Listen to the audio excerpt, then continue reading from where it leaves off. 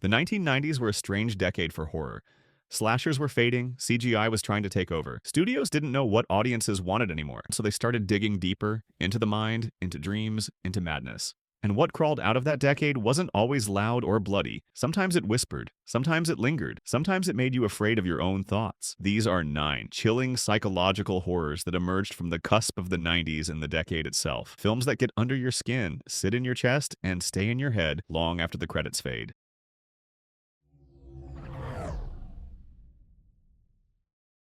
Sometimes the scariest things aren't nightmares. They're traditions older than fear itself. Released in 1988 and directed by Wes Craven, The Serpent and the Rainbow is the kind of psychological horror rooted not in fantasy, but in real belief. Haitian Vodou, political terror, and the thin, trembling line between life and death. Bill Pullman stars as a medical researcher sent to investigate a rumored zombie powder. But what he finds in Haiti isn't a drug. It's a culture, a history, a spiritual world that does not appreciate being dissected under a microscope. The deeper he goes, the more the line between science and sorcery dissolves, and the more he begins to understand. This isn't a story about zombies. It's a story about control. Craven's direction is hallucinatory. Fevered dreams, bodies buried alive, rituals that feel ancient and furious. The film crawls under your skin with imagery that feels personal, intimate, and terrifyingly possible. The Serpent and the Rainbow isn't a monster movie.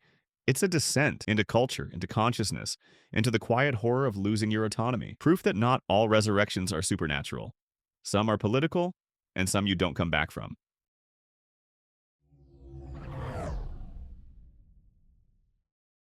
Some nightmares begin with a miracle. This one starts on an operating table. Released in 1991 and directed by Eric Red, Body Parts takes a simple medical horror premise, a man receiving a limb transplant, and twists it into something far stranger, darker, and more psychological. Jeff Fahey stars as Bill Crushank, a criminal psychologist who loses his arm in a brutal accident. When he's given a donor limb as part of an experimental surgery, it feels like salvation until the arm begins to twitch on its own. Movements he didn't choose. Images he doesn't recognize bleeding into his dreams. The truth is worse than anything he imagines. The limb belonged to an executed serial killer, and Bill isn't the only patient receiving pieces of the same man. One by one, the other recipients begin to lose control of their bodies, their impulses, and even their lives. What follows is part psychological thriller, part sci-fi nightmare, and part existential horror. Red shoots the film with a cold, clinical edge, hospital lights flickering, and Fahey's unraveling sanity reflected in every shadow. The fear isn't just that the arm has a mind of its own. It's the deeper terror that identity,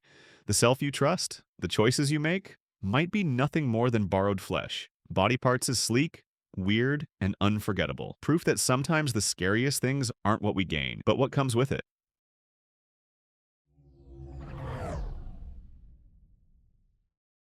Released in 1988 and directed by Bernard Rose, Paperhouse is one of the most haunting psychological fantasies of its era. A film that slips between childhood imagination and emotional terror with a softness that makes every moment more unsettling. Charlotte Burke plays Anna, a young girl who begins sketching a lonely house during school. That night, she dreams about it. The same house, the same window, the same empty rooms. But when she adds details to the drawing, they appear in her dreams. And when she erases something, it disappears. What begins as play quickly becomes a labyrinth she can't escape. Inside the dream house, Anna meets a boy who can't walk, a child who claims he's sick and trapped in this place she accidentally created. And as her home life unravels, illness, loneliness, frustration, her dreams twist darker, filling with shadows that shouldn't exist, and a father figure who becomes something else entirely. Rose directs the film with a surreal, painterly stillness. The world feels hand-drawn, empty fields, gray skies, and a house that's too perfect to be safe. It's a dreamscape where innocence and fear blur into a single, aching mood. Paperhouse isn't horror in the traditional sense. It's the horror of childhood emotions too big to understand. Grief, isolation, guilt, imagination turning into a cage. Proof that sometimes the scariest monsters are the ones we create ourselves.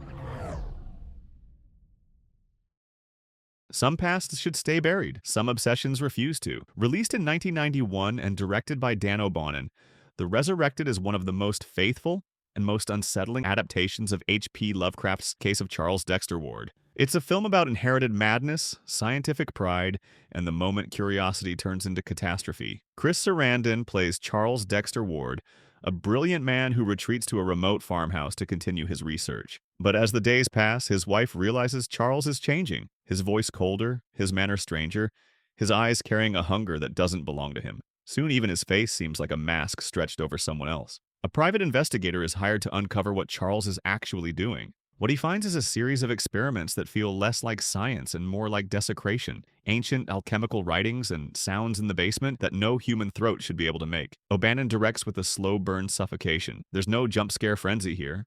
Only the growing dread that Charles didn't just study the dead. He learned how to listen to them. The final act descends into full Lovecraftian terror. Not with spectacle, but with the kind of grotesque imagery that feels profoundly wrong, as if you've seen something you weren't meant to understand. The Resurrected is eerie, intelligent, and deeply atmospheric. Horror doesn't always roar. Sometimes it crawls out of the past wearing a familiar face.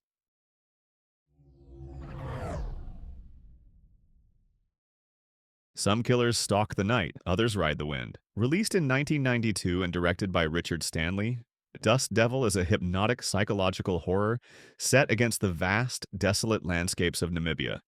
A place where the sky feels too big, the earth too empty, and the silence too hungry. Robert John Burke plays the mysterious drifter known only as the Dust Devil, part man, part myth, part predator. He moves from town to town like a storm on two legs, leaving behind corpses arranged in ritualistic poses and locals whispering about ancient spirits that feed on fear and despair. But the heart of the story is Wendy, played by Chelsea Field, a woman fleeing an abusive marriage, running straight into the desert in search of freedom. Instead, she finds the Dust Devil, who sees her pain like a beacon in the void. What follows isn't just pursuit, it's seduction, possession, and a psychological unraveling that feels both supernatural and tragically human. Stanley shoots the film like a nightmare baked in sunlight.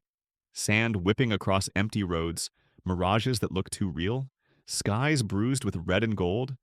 The landscape itself becomes a character, harsh, infinite, and strangely spiritual. Dust Devil is a meditation on violence, identity, and the ghosts we carry inside us. It's part serial killer thriller, part occult fable, and part feverish dream about a woman trying to reclaim her life before something older than death claims it first. Proof that horror doesn't need darkness. Sometimes daylight is the most terrifying place of all.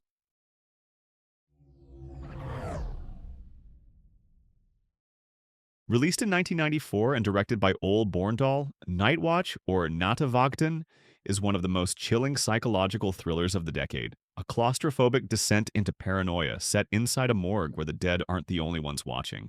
Nikolai Coster-Waldau, years before becoming a household name, stars as Martin, a university student who takes a night watchman job at the city's forensic department. Simple work: lock the doors, walk the halls, keep an eye on the bodies. But at night, every sound echoes.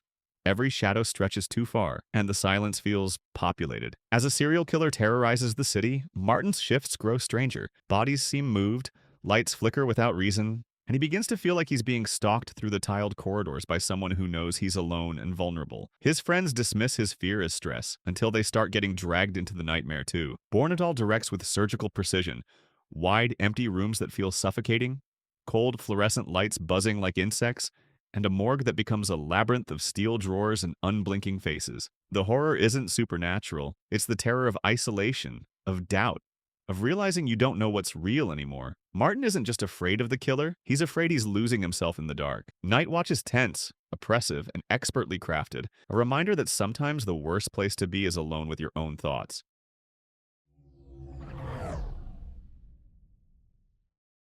Some killers don't look like monsters. Some smile, speak softly, and never raise suspicion at all. Released in 1999 and directed by Hampton Fancher, The Minus Man is one of the most unsettling psychological horrors of the decade. Not because of violence or shock, but because of how calm, polite, and pleasant the terror feels. Owen Wilson delivers one of the most disturbing performances of his career as Van Siegert, a drifter whose gentle manners and soft-spoken charm hide a chilling truth. He murders people quietly, cleanly, leaving almost no trace.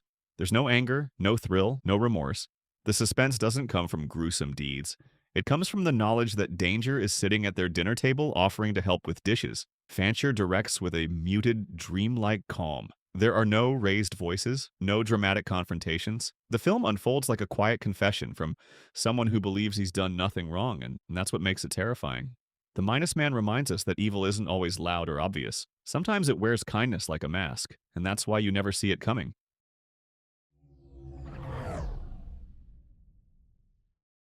Some hungers feel physical, others feel like a philosophy you can't stop swallowing. Released in 1995 and directed by Abel Ferrara, The Addiction is a vampire film only on the surface. Underneath, it's a raw, existential plunge into morality, self-destruction, and the seductive pull of darkness when you're already teetering on the edge. Lily Taylor stars as Kathleen, a brilliant philosophy student whose life collapses after she's attacked in a quiet alley by a predatory woman played with icy elegance by Annabella Sciorra. The bite isn't just physical.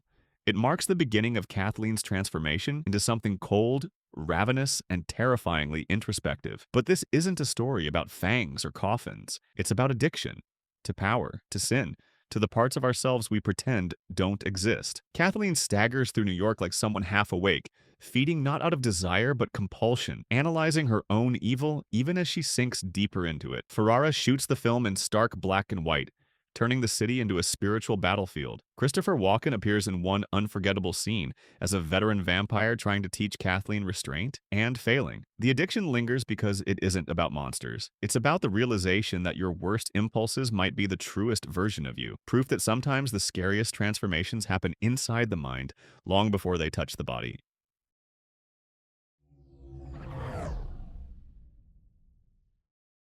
Released in 1990 and directed by Philip Ridley, The Reflecting Skin is one of the most haunting psychological horrors ever made. A rural American nightmare told through the eyes of a child who sees beauty and terror as the same thing. It's not a film you watch. It's a film that burrows into you. Seth, a young boy growing up in an isolated Idaho prairie, begins to believe the pale, reclusive widow who lives nearby is a vampire. But the truth, the real horror, has nothing to do with monsters and everything to do with the slow decay of innocence. His father is crumbling under guilt, his mother is a storm of cruelty, and his older brother, played by a young Viggo Mortensen, returns from war carrying a darkness he can't explain. As tragedies pile up, Seth retreats deeper into fantasy, trying to make sense of death, desire, and the suffocating silence of the prairie. The landscapes are breathtaking, but Ridley twists that beauty into something threatening, almost biblical. The sun feels too bright, the fields too empty, as if the world itself is holding its breath. The Reflecting Skin is about grief, repression, and the moment a child realizes the real monsters are the people you trust. It's haunting, heartbreaking, and unforgettable. Proof that the scariest stories aren't supernatural. They're the ones that teach you what it costs to grow up. And there you have it. 9 haunting journeys into the mind from the last breath of the 80s through the shadowed heart of the 1990s. These weren't slashers or creature features. These were quieter terrors, psychological ruptures, philosophical nightmares, and stories about the cracks beneath our skin. Some whisper, some linger, some stay with you for years. Which of these psychological horrors have you seen, and which one will you dare to watch next? Let me know in the comments. And don't forget to like, subscribe, and ring that bell so you never miss another descent into cinematic darkness. Because fear changes with every decade, but the ones that get inside your head never leave.